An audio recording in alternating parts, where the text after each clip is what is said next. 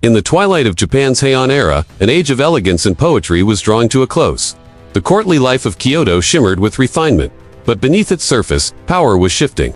The noble clans that once served the imperial family had become stronger than the throne itself. And two names would come to define this: struggle Taira and Minamoto. Their rivalry would ignite a war that tore Japan apart, transforming the nation from a world ruled by courtiers and aristocrats into one dominated by warriors and shoguns. This was no mere conflict of armies, it was the birth of the samurai age. The Genpei War, fought from 1180 to 1185, stands as one of the most dramatic and defining chapters in Japanese history.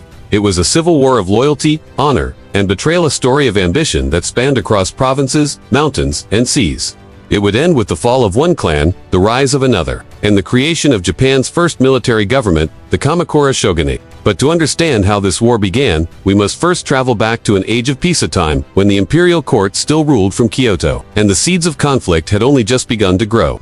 Centuries earlier, Japan's imperial family had ruled absolutely. The emperor was seen as divine, descended from the sun goddess Amaterasu herself. But by the 11th century, real power had slipped from the throne into the hands of aristocratic families, chief among them, the Fujiwara. Through careful marriages and court influence, the Fujiwara effectively ruled in the emperor's name, while the imperial court became increasingly ceremonial. Far from Kyoto, however, in the rugged provinces, power took on a different form. Local warriors, samurai, rose to prominence as enforcers of order and protectors of the estates owned by noble families. Among these warriors, two lineages of imperial descent grew increasingly powerful: the Taira and the Minamoto. The Taira clan, descended from Emperor Kanmu, became dominant in western Japan. Their leader, Taira no Kiyomori, was a figure of ambition and strategy, one who would later seize control of the entire court. The Minamoto clan, descended from Emperor Seiwa, controlled lands in the eastern provinces. They were rugged, battle-tested, and fiercely loyal to their honor. Though both claimed noble blood,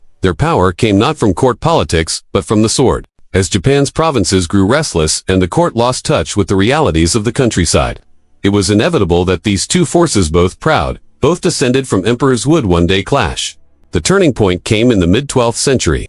In 1156, Kyoto was consumed by the Hagan Rebellion, a conflict over imperial succession. The Minamoto and Taira clans fought on opposing sides. Minamoto no Tamaoshi supported one claimant, while Taira no Kiyomori supported the other. The Taira emerged victorious, and Kiyomori's influence soared. Just 3 years later, another conflict, the Heiji Rebellion, erupted. This time, the Minamoto attempted to seize power, but Kiyomori crushed them decisively. Many Minamoto were executed, and their lands seized. Among the few survivors was a young boy, Minamoto no Yoritomo, who was exiled to Uezu province. Kiyomori now ruled supreme. He became the first samurai to dominate the imperial court, even marrying his daughter into the imperial family. His grandson eventually became Emperor on Toku. For a time, Japan was under the Taira's control, and Kiyomori stood at the pinnacle of power. But his rule sowed resentment. He filled court offices with his relatives, exiled rivals, and ignored the provinces. Merchants and nobles alike whispered against his arrogance. And far away in Izu, the exiled Yoritomo waited, gathering allies and biding his time. By 1180, the empire was restless. When Prince Mokuhito, a rival imperial claimant, issued a call to arms against the Taira, the Minamoto saw their chance. Yoritomo raised his banner, summoning samurai from across the eastern provinces. It was a risky move. His forces were few at first, but his cause was just. The Taira responded swiftly, crushing the prince's rebellion, but they failed to destroy Yoritomo himself. The Genpei War had begun. In the early battles, fortune favored the Taira. Yoritomo's brothers, Yoshitomo and Noriori, led uprisings across the country, but many were defeated. Yet Yoritomo, cautious and calculating, avoided direct confrontation. He fortified his base in Kamakura, establishing a disciplined headquarters that would one day become the seat of the shogunate. Meanwhile, in the west, the Taira army marched under their red banners, their fleets ruling the inland sea, but their dominance began to waver. The Minamoto, rallying under Yoritomo's leadership, built alliances with powerful provincial clans. Slowly, the tide began to turn.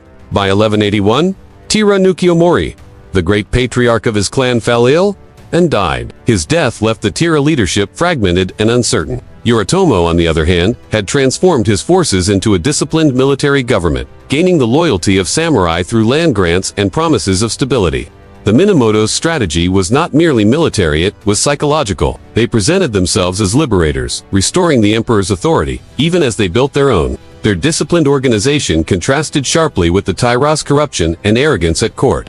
The conflict now stretched across the islands. Battles erupted from the plains of Kyoto to the mountain passes of Shinano. from the river valleys of the east to the shores of the inland sea. The samurai code of loyalty and honor was tested as families were torn apart, brothers fighting brothers, fathers against sons. The war's brutality was staggering. Entire provinces were burned, monks took up arms, villages vanished beneath the march of armies. And yet, through all this, Yoritomo never left Kamakura. His leadership came not from the battlefield, but from command and strategy. He sent his half-brother Minamoto no Yoshitsune to lead in his stead a brilliant tactician, whose name would become legend. Yoshitsune's campaigns changed everything. In 1184, he launched a daring offensive, seizing Kyoto and forcing the Taira to flee westward. The Minamoto victory at Ichinotani, fought against near-impossible odds, broke the Taira's stronghold. Yoshitsune's army descended steep cliffs to strike from behind, catching the enemy completely off guard. The Taira retreated to their naval base at Yashima, but Yoshitsune pursued them relentlessly. In 1185, the two sides met for the final time at Dan-no-ura, a narrow strait in the Shimonoseki region. It was a battle that would decide the fate of Japan. On the morning of April 25, 1185, the waters of the inland sea shimmered beneath the rising sun. The Taira fleet stretched across the waves, carrying the child emperor on Toku and the imperial regalia, the sacred mirror, sword, and jewel that symbolized divine authority. Facing them was Yoshitsune's fleet, smaller but determined. The Taira at first held the advantage, using their superior naval position to surround the Minamoto, but Yoshitsune had studied the tides. As the current shifted, his ships struck swiftly, boarding the Taira vessels.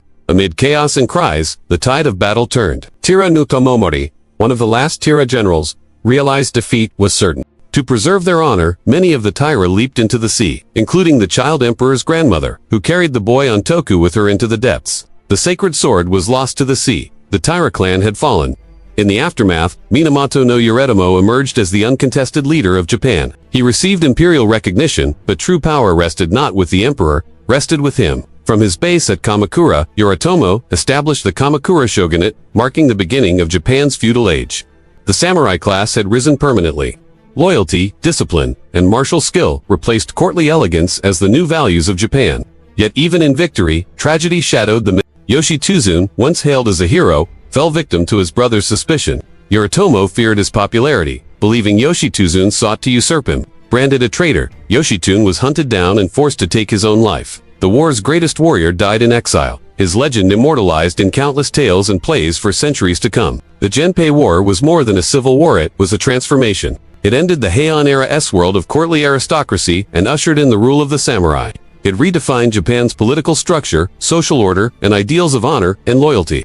The Minamoto victory laid the foundation for centuries of shogunate rule. But the memory of the Taira's fall lingered, a haunting reminder of how ambition and pride can destroy even the mightiest of families. In the centuries that followed, the Genpei War became a symbol of Japan's eternal balance between beauty and brutality, between the brush and the sword. It shaped art, literature, and theater, inspiring epics like The Tale of the Hike, where the voices of the fallen echo with the impermanence of all things. The hike's downfall, it says, was the sound of the bells of Jianshoja, tolling the truth that all who rise must one day fall. And thus, from the ashes of that war, Japan was reborn, its soul, forever changed by the clash between the red banners of the Taira and the white banners of the